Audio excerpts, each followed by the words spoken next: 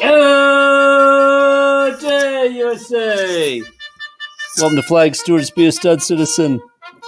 Half-staff alerts and reminders from our flag for Wednesday, June 2nd of 2021. And as we do each day, we're going to pass along a little civics information and a US history moment. So to start off with our civics focus, we focus on our flag because that's how we want to make sure we start our day, that we got our flag at the right position at school, home, or business. Where's our flag at half-staff today? Well, after the day began here, June 1st is the first day not having a half-staff in any state across the USA for about the last 15 months. We had one halfway through the day in Arizona for a fallen officer, and they'll have it again when it's the date of his interment or his burial.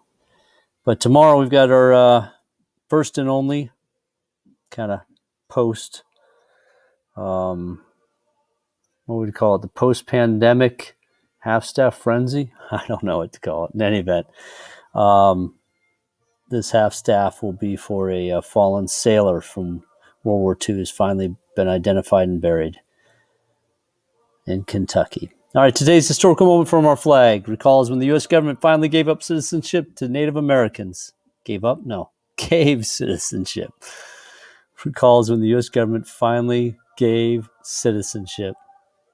Empowered Native Americans with citizenship. On this date, June 2nd of 1924, President Calvin Coolidge signed and enacted the Indian Citizenship Act of 1924. Yeah, if you say that fast, it comes out weird. Indian Citizenship Act of 1924. This law passed by the U.S. Congress, also known as the Snyder Act, for the U.S. representative who proposed it. It granted U.S. citizenship to Native peoples of the United States of America, unfortunately called Indians in the act. Today, we know better. Call them Indigenous or Native Americans. This action defined Coolidge's term as president and his push for equality.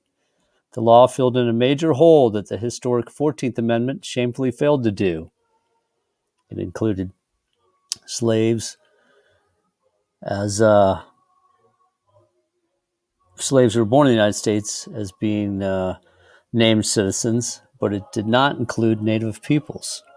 So finally, this act did include Native peoples who were born in the United States, gave them citizenship rights. It took thousands of Native Americans fighting the U.S. Armed Forces during World War I for America to finally wake up to the value and deserving rights of our Native peoples.